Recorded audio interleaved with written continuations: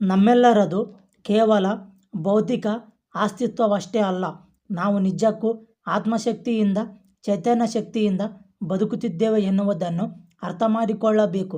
ಆಗ ಮಾತ್ರ ನಾವು ಸಕಲ ಜೀವಜಂತುಗಳೊಂದಿಗೆ ಒಂದಾಗಿರುವ ಅರಿವು ಬರುತ್ತದೆ. ನಾವೆಲ್ಲರೂ ನಿಜಕ್ಕೂ ಗುಣವಂತರಾಗಬೇಕೆಂದರೆ ಜಗತ್ತಿನ ಪ್ರತಿಯೊಂದು ಜೀವಿಯ ಬಗ್ಗೆಯೂ ದಯೆ ಮತ್ತು ಪ್ರೀತಿಯನ್ನು ಬೆಳೆಸಿಕೊಳ್ಳಬೇಕು. ನಾವು ನಿಜಕ್ಕೂ ನಮ್ಮ ಸುತ್ತಮುತ್ತ ಇರುವವರೊಂದಿಗೆ ಚೆನ್ನಾಗಿರಬೇಕೆಂದರೆ ನಮ್ಮೆಲ್ಲರನ್ನು ಒಂದುಗೂಡಿಸುವ ತತ್ವಗಳನ್ನು ಅಳವಡಿಸಿಕೊಳ್ಳಬೇಕೇ ವಿನಃ ವಿಭಜಿಸುವ ತತ್ವಗಳನ್ನಲ್ಲ. ತಿಳಿಯಾದ ಆಕಾಶವನ್ನು ನೋಡಿದಾಗ ಲಕ್ಷೋಪಲಕ್ಷ ನಕ್ಷತ್ರಗಳು, ಗ್ಯಾಲಕ್ಸಿಗಳು, ಇವುಗಳ ಬ್ರಹ್ಮಾಂಡದ ನಿಗೂಢತೆ ನಮಗೆ ಅರ್ಥವಾಗುವಂಥದ್ದಲ್ಲ ಎನಿಸುತ್ತದೆ. ಹಾಗೆಯೇ ನಮ್ಮ ದೇಹ, ಮನಸ್ಸು, ಬುದ್ಧಿ ಕೆಲಸ ಮಾಡುವ ರೀತಿ ನೀತಿಗಳು ನಮಗೆ ಬಹಳ ಆಶ್ಚರ್ಯ ತರುತ್ತವೆ.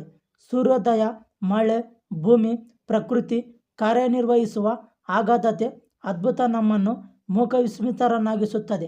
ಆಗ ನಮಗೆ ಯಾವುದೇ ಒಂದು ನಿಗೂಢ ಶಕ್ತಿ ಇದೆ ಎಂದು ನಂಬಿ ಅದನ್ನೇ ದೇವರೆಂದು ಕರೆಯುತ್ತೇವೆ. ದೇವರು ಕರುಣೆ, ಮೈತ್ರಿ ಮತ್ತು ಪ್ರೀತಿ ಪೂರ್ಣತೆಗಳಂತಹ ಸದ್ಗುಣಗಳ ಸಂಗಮ. ಆ ಸದ್ಗುಣಗಳನ್ನು ಸದಾಲೋಚನೆಯಾಗಿಸಿ ಸತ್ಕಾರ್ಯಗಳಲ್ಲಿ ತೊಡಗಿಸಿಕೊಂಡರೆ ಸದಾನಂದ, ಸಂತೃಪ್ತಿ, ಸಾರ್ಥಕ್ಯ ನಮ್ಮದಾಗುತ್ತದೆ. ಅಂತಹ ಶಕ್ತಿ ನಮ್ಮೆಲ್ಲರಲ್ಲಿ ಅಂತರ್ಗತವಾಗಿದೆ.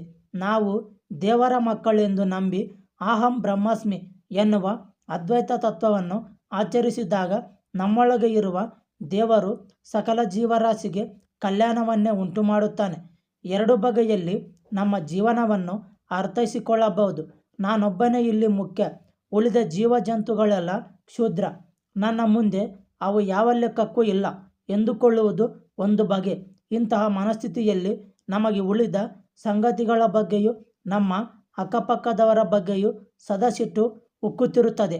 ಎರಡನೆಯ ಬಗೆಯೆಂದರೆ ಈ ಜಗತ್ತಿನಲ್ಲಿ ಉಳಿದ ಜೀವಜಂತುಗಳು ನಮ್ಮಂತೆಯೇ ಬದುಕುತ್ತಿವೆ, ನಾವು ಅವೆಲ್ಲದರೊಂದಿಗೆ ಒಂದಾಗಿದ್ದೇವೆ ಎನ್ನುವ ವಿಶಾಲ ಮನೋಭಾವ. ಇದು ನಮ್ಮ ಅಂತರಂಗದಲ್ಲಿ ಸಾತ್ವಿಕ ಭಾವನೆಗಳನ್ನು ಮೂಡಿಸಿ ನಮ್ಮ ಸಾರ್ಥಕ ಬದುಕಿಗೆ ದಾರಿದೀಪವಾಗುತ್ತದೆ. ಇದ್ದಕ್ಕಿದ್ದಂತೆಯೇ ನಾವೆಲ್ಲರೂ ಒಂದು ದಿನ ಬದುಕಿನಲ್ಲಿ ಅಯ್ಯೋ ನನಗಂತೂ ಬೇಸರವಾಗುತ್ತಿದೆ, ನಾನು ಒಬ್ಬಂಟಿ ಎನಿಸುತ್ತಿದೆ ಎನ್ನುವವರೇ. ಜಗತ್ತಿನಲ್ಲಿ ನಮ್ಮ ಸುತ್ತಮುತ್ತ ಇರುವ ಮನುಷ್ಯರು, ಪಶುಪಕ್ಷಿಗಳು, ಕ್ರಿಮಿಕೀಟಗಳನ್ನು ಮರೆತು ನಾನೊಬ್ಬನೇ ಸರ್ವಸ್ವ ಎಂಬ ಕ್ಷುದ್ರ ಭಾವನೆ ಹಾಗೂ ಸ್ವಕೇಂದ್ರಿತರಾಧನೆ ಅನುಭವಿಸಲೇಬೇಕಾದ ಶಿಕ್ಷೆ ಇದು. ನಾವೆಲ್ಲರೂ ಆಧ್ಯಾತ್ಮಿಕ ಜೀವಿಗಳು. ನಾವು ಇಡೀ ಬ್ರಹ್ಮಾಂಡದೊಂದಿಗೆ ಒಂದಾಗಬೇಕು ಎನ್ನುವುದನ್ನು ಅರ್ಥ ಮಾಡಿಕೊಂಡಾಗ ನಾವೆಲ್ಲರೂ ಒಳ್ಳೆಯ ಬದುಕನ್ನು ಅನುಭವಿಸಬಹುದು.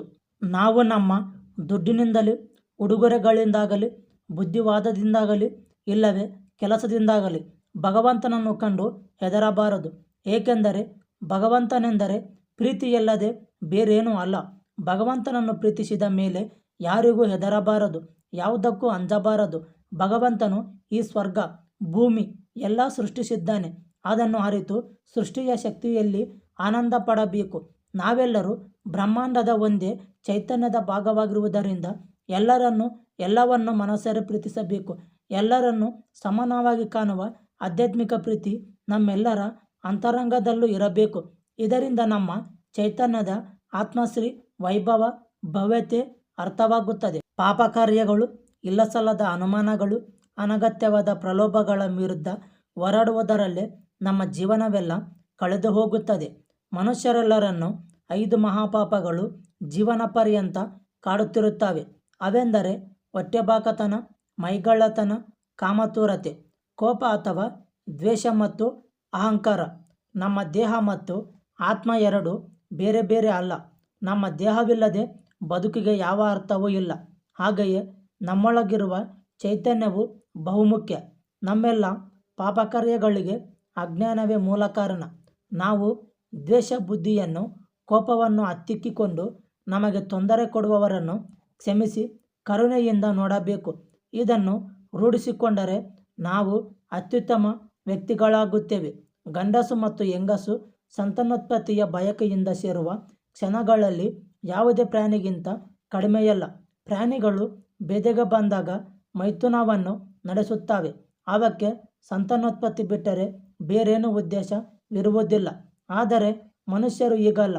ಜೀವನದಲ್ಲಿ ಮಜಾ ಮಾಡಬೇಕು ಎಂಬ ಉದ್ದೇಶದಿಂದಲೇ ದೈಹಿಕ ಸಂಬಂಧವನ್ನು ಬೆಳೆಸುತ್ತಾರೆ. ಇದು ಮಹಾಪಾಪದ ಕೆಲಸ.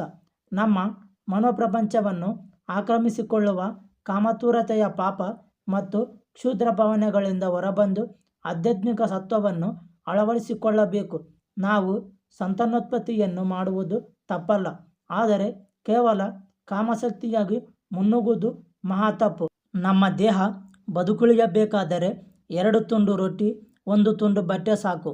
ಆದರೂ ಮನಸ್ಸು ಇನ್ನೂ ಬೇಕು ಮತ್ತು ಬೇಕು ಎನ್ನುತ್ತಲೇ ಇರುತ್ತದೆ. ಇದನ್ನು ತೃಪ್ತಿಪಡಿಸಲು ಎಂದಿಗೂ ಸಾಧ್ಯವಿಲ್ಲ. ದೇಹಕ್ಕೆ ಕಾಲಕಾಲಕ್ಕೆ ಸಾಕಷ್ಟು ಊಟ, ತಿಂಡಿ, ಒಳ್ಳೆಯ ನಿದ್ದೆ, ಕೆಲಸವಾದ ಮೇಲೆ ವಿಶ್ರಾಂತಿ ಎಲ್ಲವೂ ಬೇಕು. ಇದನ್ನು ಮರೆತೇವೆಂದರೆ ದೇಹ ನಮಗೆ ಜ್ಞಾಪಿಸುತ್ತದೆ. ಆದರೆ ಸೋಮಾರಿತನದ ಪರಿಣಾಮಗಳು ತಕ್ಷಣ ಗೊತ್ತಾಗದೆ ಇನ್ನೊಂದೇ ಗೊತ್ತಾಗುತ್ತವೆ. ಆಗ ದೇಹವು ಬಗ್ಗುವುದಿಲ್ಲ. ಆರೋಗ್ಯದ ಮೇಲೂ ಬಹಳ ದುಷ್ಪರಿಣಾಮಗಳಾಗುತ್ತವೆ. ವಿಶ್ವವಿಖ್ಯಾತ ತತ್ವಜ್ಞಾನಿಯಾದ ಸಾಕ್ರೆಟಿಸನು ರುಚಿ, ಅರುಚಿ ಇವುಗಳಿಂದ ದೂರವಿದ್ದು ದೇಹದ ಹಸಿವನ್ನು ಇಂಗಿಸಿಕೊಳ್ಳಲಷ್ಟೇ ತಿನ್ನುತ್ತಿದ್ದ. ಅವನು ತನ್ನ ವಿದ್ಯಾರ್ಥಿಗಳಿಗೂ ಇದನ್ನೇ ಹೇಳುತ್ತಾ ಅವರೆಲ್ಲರ ಆತ್ಮಶ್ರೀಯನ್ನು ಹೆಚ್ಚಿಸಿಕೊಳ್ಳಲು ಬಯಸುತ್ತಿದ್ದ. ನಮ್ಮ ಆಧ್ಯಾತ್ಮಿಕ ಸಾಧನೆಯನ್ನು ಮರೆತು ಕೇವಲ ದೈಹಿಕ ಆಸೆಗಳಿಗಷ್ಟೇ ವಿಪರೀತ ಗಮನ ಕೊಟ್ಟರೆ, ರೆಕ್ಕೆಗಳನ್ನು ಮರೆತು ಕಾಲಿನಿಂದ ತೆವಳುವುದನ್ನಷ್ಟೇ ಅವಲಂಬಿಸಿದ ದುರ್ಬಲ ಹಕ್ಕಿಯಂತೆ ನಾವಾಗುತ್ತೇವೆ. ಶ್ರೀಮಂತರು ಎಷ್ಟು ದುಡ್ಡು ಮಾಡಿದ್ದೇನೆ ನೋಡಿ ಎಂದು ಇದೇ ದೊಡ್ಡ ಸಾಧನೆಯೆಂದು ಬೀಗುತ್ತಿರುತ್ತಾರೆ. ಇದಕ್ಕಾಗಿ ಬಹುದೊಡ್ಡ ತ್ಯಾಗ ಮಾಡಿದ್ದೇನೆ ಎಂಬ ಭಾವದಿಂದ ತುಂಬಿ ತುಳುಕುತ್ತಿರುತ್ತಾರೆ. ಬಡವರು ಇಂತಹ ಶ್ರೀಮಂತರಿಗೆ ಬಗ್ಗಿ ನಮಸ್ಕರಿಸುತ್ತಾರೆ. ಏಕೆಂದರೆ ಬಡವರಿಗೆ ಕೂಡ ತಾವು ಶ್ರೀಮಂತರಾಗಬೇಕೆಂಬ ಆಸೆ ಇರುತ್ತದೆ.